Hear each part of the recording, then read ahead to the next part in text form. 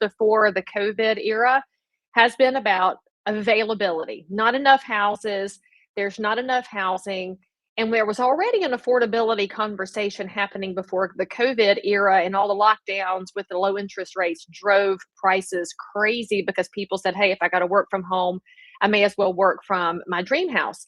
So what happened was prices started to explode. Well, we're still talking about that 6 years, well, 6.5 years after the COVID era started. And now the conversation is moving into a different space. We're talking about senior adults. Now, this could have to do with the silver tsunami that's talked about all the time with our baby boomers retiring. This could have to do with frankly, it's just about the silver tsunami. So let's talk about this I took out the wrong headline up there. My bad. You don't know what that middle of an article is about yet. By the way, if you're here, click the like button. Make sure you put something in the chat because YouTube actually watches for likes to let them know that anybody's watching this. So even if you're watching this to disagree with me, because I did get a lot of bots coming after me last week after some very interesting comments I made in my hour-and-a-half video with Peter Gallo talking about appraisals. It was interesting. But anyway, let's talk about what's going on with housing. So when we talk about senior adults, if y'all will notice, if you're in the real estate space, and even if you're not in real estate, the conversation has been, when are all these boomers going to get out of their houses so the young people have a chance at home ownership? That has been a constant conversation. And in fact, the National Association of Realtors has used that angle to talk about why boomers aren't getting out of their houses so that these young people can buy. And they've had that conversation in the vein of capital gains, which that actually hit the news this week too, now that the administration is finally realizing they're completely underwater for the midterms, and maybe the way they can get some favor back with voters is to fix the capital gains exemption. And frankly, if it takes a midterm fear porn to get them to do something, then whatever. But we have to fix that capital gains exemption. But NAR has been talking about this for some time. I mentioned last week or the week before, I really wish that the capital gains exclusion had been put into the 21st Century Housing Act. And of course, it was conveniently or inconveniently left out. And if you're not aware, you're a normie who walked into my channel, you should definitely hit like, because I don't really know why you're on a nerdy real estate channel, but welcome. When you talk about the capital gains exclusion, a single person selling their primary residence can exclude up to $250,000 in gains and not be taxed on that $250,000. A married couple has $500,000. That number has not budged since that came into the tax code during the Clinton administration back in the 90s. So you have to go back to one of the last really good decades, frankly, to see when that came in. It's never been indexed for inflation. It's not been indexed for housing prices, and there is no geographic indexing. So you might not need that in Syracuse, New York, but if you're in the Bay Area of California, then you would be faced with an insane tax bill if you sold your property.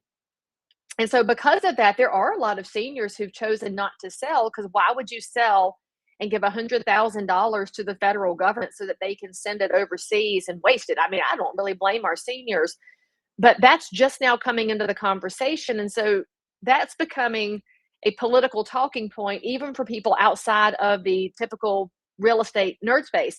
So let's look at where that conversation's gone in the headlines this week when it comes to senior housing. Now, I will tell you, as the adult child of an indeterminate age, managing aging parents, this is a real life thing that happens for everybody in my age category. And I would say that is everybody in the 40s to 60s who's managing parents who are fine. They're mentally fine, physically starting to diminish a little because, hey, age just takes all of us by storm. And so we start looking at things like thresholds. I want a zero entry house for my parents, and it just doesn't exist, y'all. I mean, even in a ranch home in North Carolina, it's not zero entry. There's a step or two or three into that ranch. And then once you're in it, you're getting back into the garage. It's a step or two or three in there. And then if it's a house built in the 60s or the 70s, how about that sunken living room? That's not exactly ideal for somebody who's got diminishing physical capabilities. And so even our one-level homes are not necessarily equipped for an aging generation. And of course, we talk about this as the term aging in place, and you're thinking about a house. I actually met with one of my clients this past week talking about parents, and we were looking at things like door casings because in the house that they've been in for 40 years, you've got a 30-inch door casing, which is fairly standard, but it's not wide enough for a walker or a wheelchair. You need a 36-inch door opening. And so even if you went through and added grab bars, if they have a situation with a hip or a fall, you can't get through that door without abandoning your support equipment on either side, which forces them to move. And so when you're thinking about the forced move out of our aging housing stock, that's where some of these conversations come in. So there was a white paper that was done in Montgomery County, Maryland about aging well in place. Of course, the vocabulary changes all the time, y'all. And we used to call it universal access, universal design. That got turned to aging in place. And I'm sure that's going to be deemed politically incorrect at some point. YouTube will probably ban this video and say that's hate speech or something. And so let's look at what that article actually had to say. So in this article, you have what they call the playbook, the policy playbook for housing stability. Okay. I want you to pay attention to this. Now, the reason I'm bringing this up, this is Montgomery County, Maryland. But if you're seeing it come out of one environment in North America, it's going to spread. So you, as a person who maybe is my age, dealing with aging parents, you're a real estate professional, maybe you're an elected official in your community. I want you to watch what the suggestions are, because almost every time we see something detrimental come in the way of policy, it's under this feel good name. It's under a feel good idea that has really terrible consequences buried underneath that you probably can't see because it results in what you could always call unintended consequences, although somebody intends it somewhere. So if you look at these A's, all right, the first one is affordability. Okay, great. We totally agree that there should be a spectrum of pricing. I mean, there's got to be a way for people to live in something based on the income that they have. So the first thing it says under affordability, strengthen rent stabilization protections. Do y'all know what that's otherwise known as? Vocabulary change? Rent control. Rent control is bad. And I don't know how many ways I can tell y'all this. And I don't know why so many people are falling for it, except that we're in a political time when the people in charge won't acknowledge how expensive everything has gotten, which makes ideas like rent stabilization and rent control sound good. And I would reference that burrito argument that was happening on Twitter over the past week, but it just actually made my eyes twitch. And so I'm just not going to go there. But rent stabilization is bad, and here's why. When you implement rent controls, you're telling a landlord what they can and can't charge. You can call it price controls. You can call it anything, but the word control is involved in that. And what that means is that the landlord has been told, you can't charge anything more than right here. And maybe if you get to go up, you go up in little tiny clicks. But what's happening to the landlord? Property taxes, they're going up. What's insurance doing? Going up. And over time, maintenance going up, up, up. The landlord says, you know what? I'm now underwater. I'm not going to pay somebody to live in my property and watch my value diminish. And so the landlord sells it and gets out, which means that you wind up with a city like New York City, where the bulk of your housing units are owned by the New York Housing Authority. And we've all seen what happens when government controls housing. Show me one government department that works well. Go ahead, put it in the comments. Somebody tell me a government agency and department that works efficiently and well, doesn't grift, and does things well. I'll just keep waiting. And in the meantime, here we are. So that's the first thing that this white paper found, is you have to do rent controls. And then the second thing, it says expand affordability assistance for the forgotten middle. Again, this is speaking to the expensive cost of living in America right now. They're talking about expand affordability assistance. Do y'all know what that is? What's affordability assistance? Government checks. That we're not going to solve anything as a country if we just give people money and say, here, sit down and shut up, take your money. Because we have a problem in our economic and monetary system right now. Printing more dollars is not solving anything. All right. And then let's see. Centralized navigation function and program outreach. Okay, the word centralized just makes my stomach hurt. Develop neighborhood-based support models to delay care transitions. Okay, so you know what that means? What's a care transition? Care transition might be you go from independent living to assisted living. You might go from assisted living to memory care. You might go from assisted or memory care to full nursing. That would be care transition where you have increasing levels of assistance necessary. Can we just address the fact that as a society, we should be taking better care of our elders? Why are we always having to outsource that to somebody else? If there is one thing I learned during the COVID time, y'all, it is that I would never, ever in a million years put my parents into a nursing home because the nursing homes were shut down. People were removed access from their kids and grandkids and from their communities. And in some states, the COVID virus was shipped in to basically kill off our old people. I have never, my parents will never go into one of those facilities. I will figure it out. And I'm pretty sure a lot of people agree with me on that. And by the way, it's not a money thing. This is a prioritizing how you handle things. And in fact, my mother, her grandmother slept with her because when my grandfather's mother had to go live with somebody, they all took turns passing her around. And she landed with my grandparents for a while when my mother was a teenager and they shared a bed. I mean, probably not the ideal thing, but it was how families take care of each other. So anyway, when you're developing neighborhood-based support models, you're basically saying it's the neighborhood's community to take care of your old people. Okay, so we should honor our elders, but I got questions about that one. And then, of course, build homelessness response capacity designed for older adults. Well, I'm pretty sure that if we figured out how to take care of our old people, they actually wouldn't wind up homeless. That one's very concerning. All right, so let's go to their second A, which is accessibility, which let's see, let's jump into this one, number 3, because a part of our housing conversation is not just the availability of housing, it's the affordability, right? So affordability, availability, they're hand in hand. Well, number 3 under accessibility says adopt universal design requirements for new residential construction. Do y'all know what it means when you add in design requirements for new construction? I'll just let y'all answer me in the chat. I bet you can guess what that means. That means the cost of all housing goes up. So while you're simultaneously saying that everything's too high, you're saying we're going to make everything higher from the get-go so that nobody can afford it. What are we doing here? Is anybody in charge of anything versed in economics and mathematics? That's all I want to know because that's crazy. Now, as the child of aging parents and as a realtor, I would love to see more universal design styles. The word that bothers me, y'all know what it is, requirements. When you start adding in this, now the builders are forced to use 3/6 doors. They're forced to use pull-out cabinets. They're forced to do the comfort height toilets. Forcing people to do things drives the cost up. Now, builders, if you're watching this or if this gets sent to a builder or developer, please add more options so that those of us in real estate can have it available. And I will say, as somebody who works with a whole bunch of aging adults, because that's my favorite market segment, are my downsizers and my elderly people.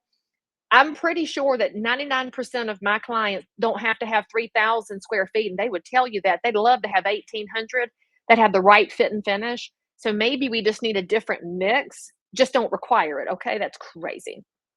And then let's see.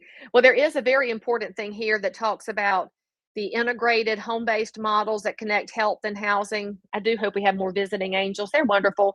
And the cross-sector collaboration. Now, I actually am not in my normal studio. Y'all can tell I'm in a Hampton Inn studio. And thank you, Hampton. And I'm going to my meeting in Raleigh. I'm on the North Carolina Housing Finance Agency board. And one of the things that, well, the biggest thing that we do, it's build public-private partnerships to help create affordable housing throughout North Carolina. And one of the conversations we have with our developers and builders does have to do with what's available for our disabled seniors, for our people who just don't have any family to take care of them. They don't have somebody to move in with. What are our options?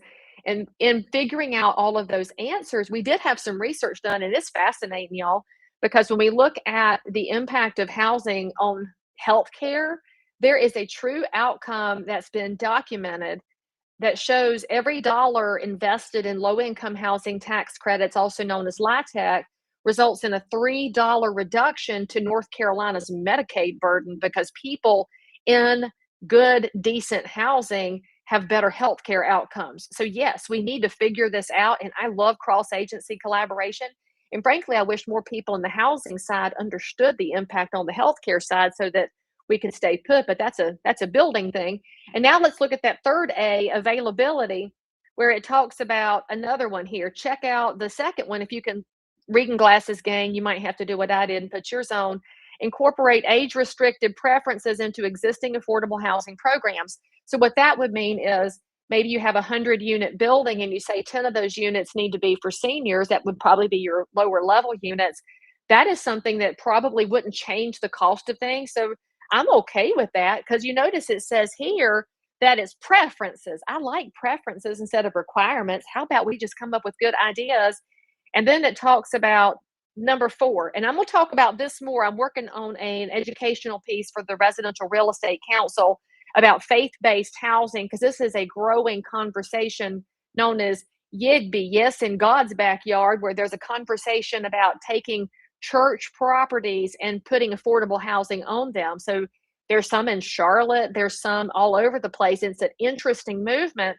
But what's really interesting is that when they put here in their availability part to add to the faith-based development initiative, I'm going to show y'all a stat when I finish my research. I got to verify all my sources, that shows that our governments own a factor of about 10 times more land than our churches do. So why exactly is it that the government doesn't want to deal with their own land that they own? They want to take church land. I'm pretty sure that's a different conversation to have. And then I'm very much in favor of the number 6 one here, expand ADU pathways, accessory dwelling unit pathways. Again, pathways good, requirements bad. We have to get our conversation right, but this is where I want y'all to pay attention. So if you're in real estate, you need to be pulling white papers like this and putting a big highlight on it when you talk to your planning and zoning and to the people writing the universal development ordinance for your area, that UDO, and say, I'm in favor of the ideas, but don't do any more requirements here, because we know in real estate what that does to pricing.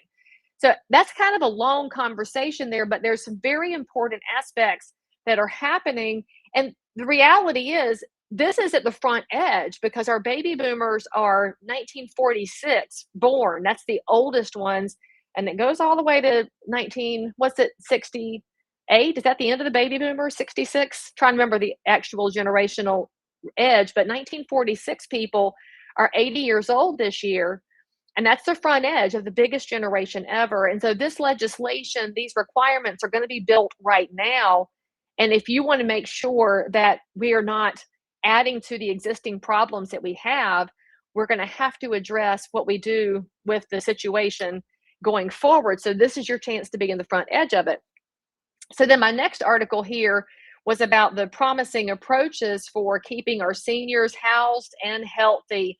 And this is, of course, an opinion article, came out of some article publication called Governing, which I don't normally read because it just sounds dreadful. But it says states and localities need to improve housing, affordability, availability, and accessibility. What do you notice about that? Oh, wait, is that the same language from the other one? I'm telling y'all, when something comes out of one front, it spreads really quickly. So wherever you are, you need to raise your hand and say, hey, I want my community to pay attention to what's happening in other places so that we can have great feedback. Now, this comes from the Urban Institute. So what you will notice here is that it talks about the number of older households that are housing cost burdened, and that shows 12.4 million. It says renters are most at risk. Okay, so if senior renters are most at risk, you know what keeps somebody from being a renting senior at risk? It is a realtor somewhere along the pathway that shows them how to buy a house no matter what age they are. Because the housing system in the US, with our mortgage availability on a 30-year fixed mortgage, is what makes housing affordable long-term for most people. Because yes, your property taxes go up. Yes, insurance goes up, but not to the same scale that rents go up. So as realtors, do we talk to first-time buyers that are 60, 65 years old? We should be. We should be figuring out how to talk to people who've rented for 20 and 30 years and say, hey, by now you could have owned the house you're renting, and let's talk about the next 30 years of your life. Because if they're 60, I don't know if they're not going to be 90, but what a wonderful thing to talk about is that you don't have to be 25 to be a first-time buyer. And then you would have fewer people that are renter cost burden. Now, it also says in this section that older homeowners can't find accessible housing or afford the repairs that let them age in place. And this is what we were talking about previously. If you do have to add 3-6 doors and grab bars and adjust your shower or the tub and shower combo, which looks great, but if you got a tub and shower combo and you are 75 years old, that's a huge fall risk. And we all know that a fall risk is the number one way people wind up in some kind of a rehab facility or in assisted housing. So you notice it also says here, they're remaining in homes that are larger than they need. That's the conversation we keep hearing. You old people need to get out, let the young families have your houses. And it says they're not accessible or increasingly hard to maintain, allowing the largest asset to lose value. Because, yes, houses do lose value when they're not maintained. And I think everybody in real estate's gone into somebody's house they've loved for 40 and 50 years, and there is deferred maintenance because they just couldn't do it. And a lot of times they didn't have the money to do it. And where are the kids and grandkids? Well, the US demographics are falling off right now. People aren't having kids and grandkids and they're not looking after them. And that's a point where we should actually talk about too. The way that I grew up seems to be fairly dead. That I grew up in a house next door to my grandparents, across the street from my aunt and uncle, in a church community where everybody knew everybody. And so all the kids that I grew up with were the children of kids that my parents grew up with. And it was generational knowing each other. So you would actually help somebody else's family too. Somebody needed a wheelchair ramp, the church would come out and just build a wheelchair ramp, and Shazam, it was taken care of. But now that we're in an increasingly mobile society, kids don't live near their parents and the grandkids are across the country. Churches have been attacked and disintegrated. And so where is the community to step in and help somebody so that their value doesn't fall? And the answer to that is very, very interesting, because I don't have the answer. I don't know how we can get back to a community focused society, but I'm pretty sure we're going to have to think about it in some way. But let's look at another part of this article where it talks about property tax circuit breakers. Now, in North Carolina, huge conversation right now about property taxes. And I think it's very important for us in real estate to have an honest conversation about property taxes. And this is a good time to remind y'all, please click like and please make a comment, because YouTube's going to punish the algorithm. And I'm going to tell y'all something very important here. Property taxes, I believe, are theft. Okay, that's the Leigh Brown opinion of things. Taxation is theft. We didn't have property taxes in this country for a big portion of our existence, and society got along just fine. So before you get in my comments and tell me, but the property taxes pay for the roads and pay for the schools and pay for things. Yeah, they do. But who paid for them before? Well, we were a community-based area and people took care of things together because they were multi-generational, living in the same area, getting to know each other, taking care of each other. So as our societies general connective thread disintegrates, you have to rely on the government, I guess, is the argument. I don't really like relying on the government. But when we look at our property tax numbers, what it does mean is that if you manage to buy that house and you work your patushy off and you pay it off, maybe even paid it off early in 22 years of that 30-year note, and you've burned the note, you've got no mortgage, woo-hoo, you're still paying property taxes. And if you don't pay your taxes to the local authority, they can come take that house that you paid for over all these years. Something's broken there, y'all. Something is really broken. And then we also look at the insurance problem, because insurance is skyrocketing thanks to all of the natural disasters that have hit in big ways, but also maybe it's due to the fact that somebody didn't really need a new roof and they got a new roof because the roofer knew how to get it through for the deductible. And this is happening in a lot of communities. Realtors know it. If you have a storm and one neighbor qualifies for a roof, the first thing that little roofer is going to do is go up and down the street and say, these people got an insurance roof for their deductible. You should get one too while they've got one. We've got pre-existing case use here. And so everybody on the street gets a new roof. What do you think that's doing to the cost of insurance, y'all? And I don't think you need a new roof every time there's a hailstorm. If you have some shingles that need repair, why can't we just repair the shingles? Why are we always tearing the roof off? And I say this as somebody who wants people to have a good roof. They don't have water coming in. You don't want to have squirrels moving into the attic and making a whole little community in there of their own. But the cost is being driven up. Every time somebody gets a roof when they didn't really need one, that drives the cost of your insurance up. You know this, right? All right, as your honest talk about that. So now that we look at, I don't like property taxes. I think insurance a mess right now. Property taxes have skyrocketed on people, especially our senior adults. Now, I've got a working life. My taxes are up right now. I'm working, I can pay for them. I'm not on a fixed income. If you're on a fixed income and your taxes go through the roof, what are you supposed to do? So, is the homelessness issue of senior adults being caused by our government authorities and their insatiable desire for tax dollars? Is it? Are they part of the problem that they're now talking about us having to fix through stabilization of cost? Ha- I mean, this is where we really have to be honest. And for heaven's sakes, why we can't elect people who are willing to have honest conversations is beyond me. And intelligent, honest and intelligent. I'll just go ahead and throw that out there. So when we're looking at this taxation burden, the tax value of my home that I live in with my husband, my two kids, and however many chickens we have, depending on if the fox has been in our yard, has doubled in the past 6 years. That doubling is a lot of money, but I'm paying it because people watch my channel and I know the IRS loves me a whole bunch and NCDOR loves me more. What is the county doing with double the money? That's my question. Because yes, their costs are up. Inflation's up. Everything costs more. Is everything double in the last 6 years? Everything? Some things are up, some things are down, but I'm looking at the county expenses. I can't figure out why they need double the money they needed 5 and 6 years ago. And I'm pretty sure you're seeing the same thing in municipalities all around the country. And so, what's the answer? Well, spending is usually part of the problem, but where do you make your cuts? Now, we had some very interesting discussions in my county where the county commissioners cut fire service. I'm pretty sure that was a terrible idea, but it just has to go to the heart of what's happening with property taxes everywhere. And so you have a spending problem, we have a taxing problem, and the people paying the price are generally our senior adults. While we're also talking about what's the answer to their homelessness. Well, we have a taxation problem.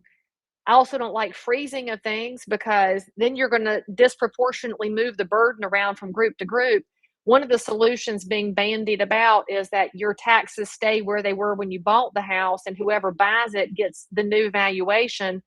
I don't know that that works either because then you're going to have people that say, well, I'm not moving for the same reason they're not moving now with their interest rates. And so it's very, very odd there to think about. But this whole article is talking about the limits and what the cost should be. So the last thing I want to point out to you here is the accessory dwelling units again. I don't say a lot of good about California except that their weather's fantastic and there's some really beautiful scenery, but they did get one thing right, I believe, from a legislative perspective. They made it available to do ADUs statewide. So they made them approvable statewide, accessory dwelling units. And what that might mean for those of y'all that don't do real estate, that could be a tiny house in your backyard for a granny to live in. Call it a granny flat. It could be taking your garage and turning it into a little tiny apartment so that your single son can live there until he finds the wife of his dreams. But it's to have tiny housing on an existing lot. So you're not doing giant, great development. But let's just say you're in a neighborhood where your existing house was built in 1938. You're on 0.97 of an acre. That's an 1,100 square foot house. Could you put another tiny property right behind it for part of the family? Pretty elegant solution that doesn't add a lot of strain to water and sewer or to roads or to schools. And in Cabarrus County, where I'm located, Kannapolis put this in citywide, and it's been very wisely looked at it, and it hasn't gone everywhere. So it's pretty smart. But anyway, in this article, it's talking about how ADUs are a proven solution, but financing them is challenging, requiring liquid savings. Now, I want you to notice down here one of these little red lines it has. They want to improve access to home equity extraction. Do y'all know what home equity extraction is otherwise known as? It's otherwise known as a home equity line or a reverse mortgage. And so if your house has gone up this much, pull some of your cash out. The risk that our seniors run when they do home equity extraction is that they can't make those interest payments back. The reverse mortgage doesn't require it, and it can be a good, useful tool. But for the love of all that's holy, talk to a tax advisor and a lender who actually understands them to know the pros and cons. But they're wanting people to take the equity out of their existing properties to add housing, which puts the burden on who? The individual, which, that's fine as long as they know all of the pros and cons and the risks. So you're starting to realize that this is a much bigger topic than just how many houses do we have in a community and how much do they cost. It is an accessibility thing, whether it's zero entry, it's a money thing, it's a tax problem. And then I'm going to have to mention the insurance problem very briefly, because in addition to it driving up the cost of the insurance on the house, this is that long-term problem of property taxes too. So what we're seeing is a lot of our senior adults who have paid off their homes in order to pay the property tax bill so the house doesn't get taken by the tax authority, they're letting go of their insurance, y'all. And when they let go of their insurance, and now the mailman walks up and falls down and breaks a leg on the front porch and he sues their homeowners insurance, they don't have any. So they can get ruined by our overly litigious society. We also saw this in the mountains of North Carolina after Hurricane Helene. You had a lot of people with paid off houses, didn't carry any insurance. So obviously they had no protection against the storm. And then they were waiting on help from the federal and the state government that never came. And now insurance, of course, is a bit of a Ponzi scheme because you're paying forever in the hopes that you actually never need it. But if you need it, that it will pay out. And we don't always see that. So long story short, everything's kind of a mess is pretty much where I've landed on this. But I will say, if you know a builder or a developer, we've got to get them to consider providing at least the option of zero entry housing, to provide all the options and to provide them in a smaller package so that a normal person can afford those 55 plus maintenance free courtyard style homes, which right now are pretty expensive. There's got to be a way to scale back some of the fit and finish in a way that lets people finish out their life in the way that they're comfortable, so they can avoid going to these godforsaken nursing homes. Anyway, let me check the chat before I hang up here. Y'all don't forget to click like. I see 39 of you over here watching me right now. I hope I have 39 likes. I didn't even look. Let me go back here and see. Oh, hey, James, I hope you're doing well in Michigan. And there's Kansas City. Hey. And yes, James, I know you've been working with old people for a long time. What's up, Greg? Good to see you in Connecticut. This is a carbon copy of a Chat GPT chat. Well, I am not Chat GPT. I actually like Claude better. But I think we're all looking at this, and especially if you're a child of an aging parent, and most families, it's on one sibling to manage most of it because the other one cares intently but isn't equipped to manage all the details or is emotionally unavailable to handle that stuff, because this is emotional real estate. It really is. And I will just say, working with older people, the hardest thing is managing multiple children who have their own belief about what should happen to mom and dad. And then we look at the real estate market and it's got its own set of challenges. It's just challenge on top of challenge. And yes, Cindy, you're right. Every time you add a permit, it drives the cost up, and it's the buyer that bears it no matter how you want to shake it. Oh, yes, Alex, good point there that assisted living facilities do refuse to consider clients with Medicare Advantage. So the assisted living facilities, I did notice that one of the articles was talking about the cost of assisted living insurance, care insurance, because you can be sold insurance for pretty much anything. And it's probably going to be in the poly market at some point. Y'all reckon the betting sites are going to start talking about old people's housing at some point? Probably. But you also have to know, if you're in real estate, there's a very important reason that you better know some of these topics. If somebody does fall and break a hip, land in a rehab facility, and then just not make any progress and get put into a full nursing facility, if they don't have any liquid money and they don't have assets, the house can be seized to pay for their care. And so it's very important in real estate that we know a tax professional and a state attorney to help give us the information and the resources to direct people to, so that they don't lose that asset that they paid for all these years. And there's a time frame involved when you have to turn it over to a child or a spouse or a living trust. I mean, there's a very intense legal platform you better be aware of in getting into this space. But I need more of y'all to get up to speed on it, because we have to let our aging seniors know all of these things. And okay, Alex, I hear what you're saying. All right, I'm gonna put this on the screen because it's worth talking about briefly. Where you said change is difficult, requirements are often needed as folks game the system and look for loopholes. You're right. However, the people who are going to game the system and look for loopholes are going to find it even if you have requirements. The good people are going to follow all the new rules and the costs get driven up while the same shifty players are still doing shifty playing. I look at this like I look at the whole license plate readers. Y'all know I'm very against these surveillance cameras that are out there and all the people who say, oh, but Leigh, it's for your security. And if you're doing nothing wrong, you shouldn't be scared of a flock camera. Okay, boss. Okay, I hear you. But my legal vehicle with my legal license tag riding in and out of a neighborhood getting surveilled and put into the system while I'm riding at 10 and 2, even though I know we teach people 9 and 3 now, but I'm an old person, I'm still 10 and 2. I'm not causing the problem, but I'm still following the rules. And now all these costs have been added for me following the rules. And the shifty person who was breaking the rules in the first place, running the red lights, because I don't know about y'all's part of the country, but in North Carolina, I feel like you're not safe at any red light anymore because there's like 3 cars that go after it's red, and you just sit there and wait while you're green until the idiots are done running it. But they're running it with paper tags they printed off the internet. They're running it in stolen cars, stolen tags. And so the same bad players are still bad playing, even though we're adding all the cost and the surveillance. And so every time you make the system a tighter cage, somebody's going to find their way to wiggle out of it, is my point. Just not very efficiently said.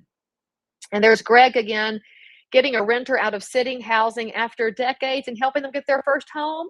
I love that. Because did y'all know that there are people who don't know in real estate that Section 8 housing voucher people, they actually have access to housing, financial education, and down payment assistance to get out of Section 8 housing.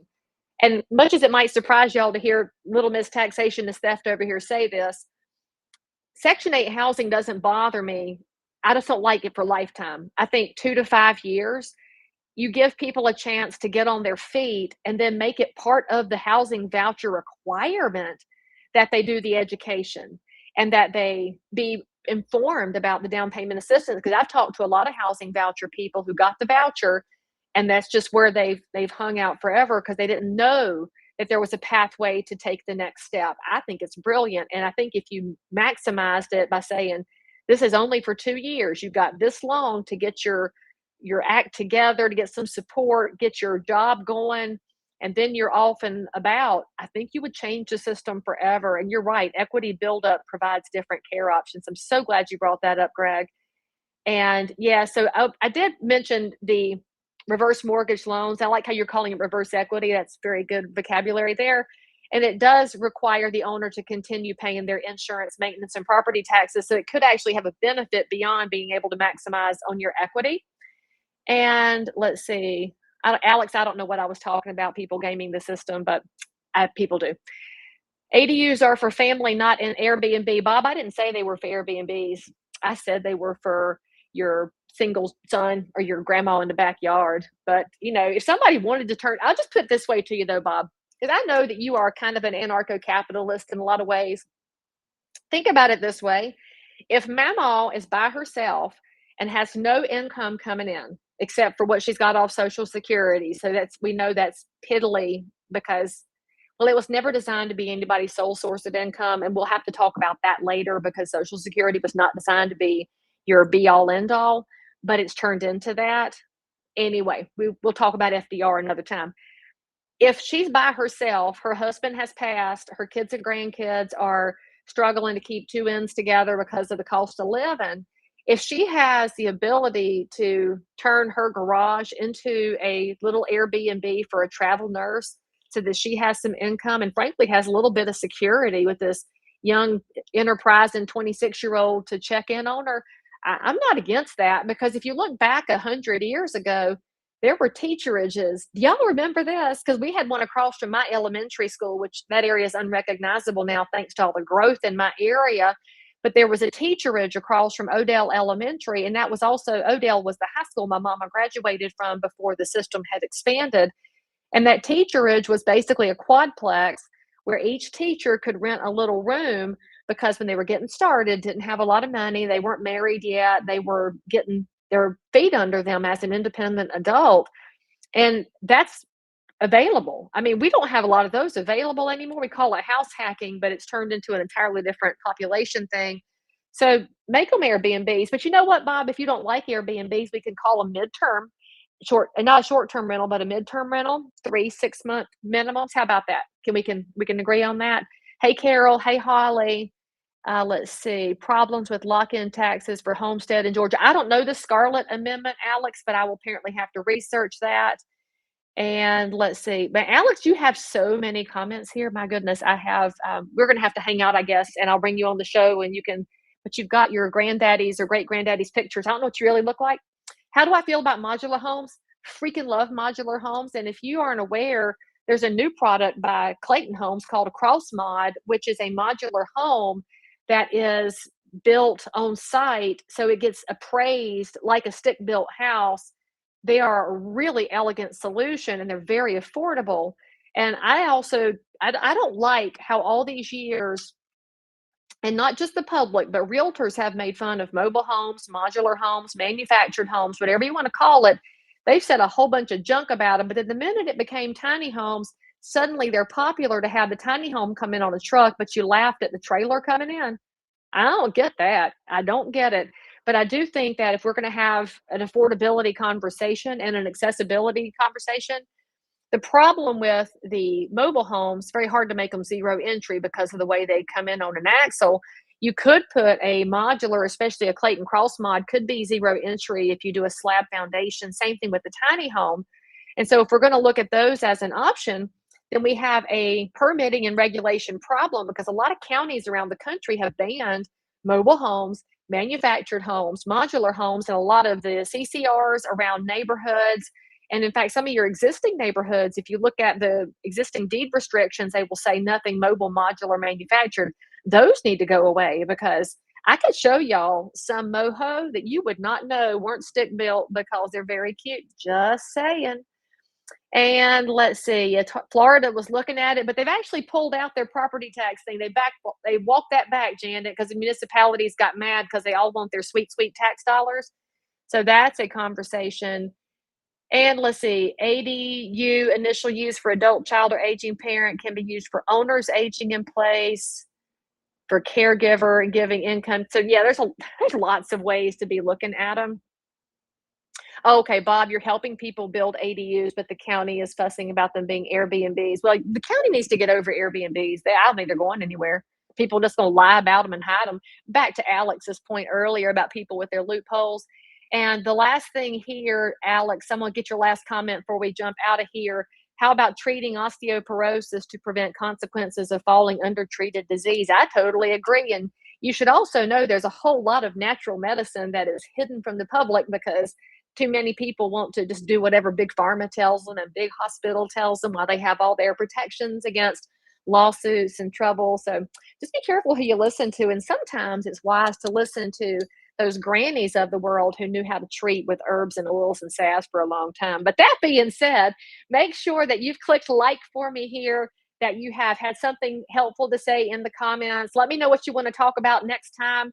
And I will see you back every Thursday at 9 a.m. where we talk about real estate from the rooftops. Thanks for joining in.